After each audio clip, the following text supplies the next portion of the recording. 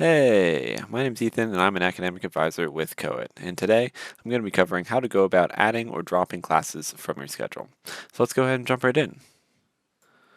So the first thing we need to do is get into UMBC's class registration system.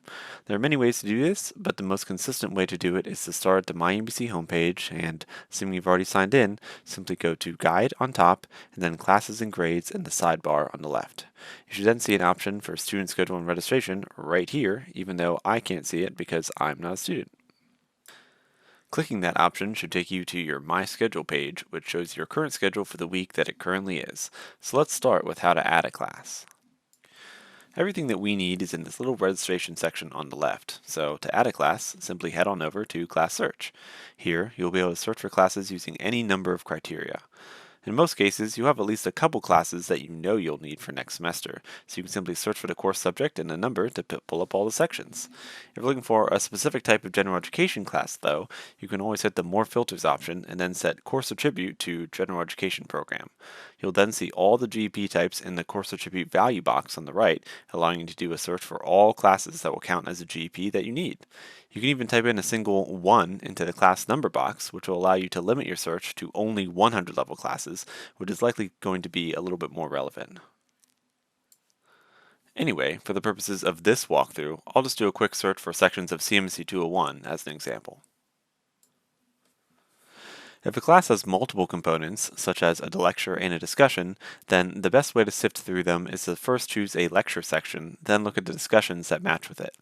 Keep in mind that the discussions, or labs, are parented to the lecture above them, so in this case, if you took lecture 10, you could then choose between discussion sections 11, 12, 13, 14, 15, or even 16, but as soon as you reach discussions 21 or beyond, that wouldn't work because you'd have to switch to lecture 20 or 30 for those.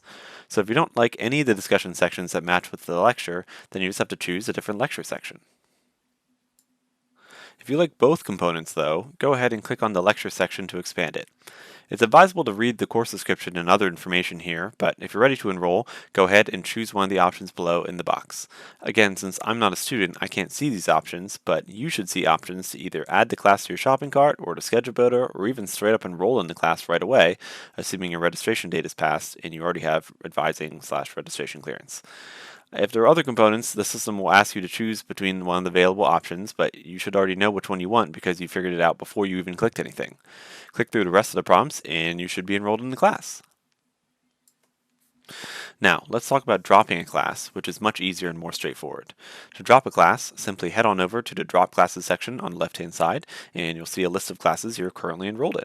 Again, I can't see anything here because I'm not a student, but regardless, all you need to do is simply check off a class that you're currently enrolled in, which will be on the left-hand side, and then hit the Drop button, which will be on the top right-hand corner. But be warned, there is absolutely no confirmation screen or warning of any kind. So as soon as you click that drop button, that class is gone and you might not be able to get back in.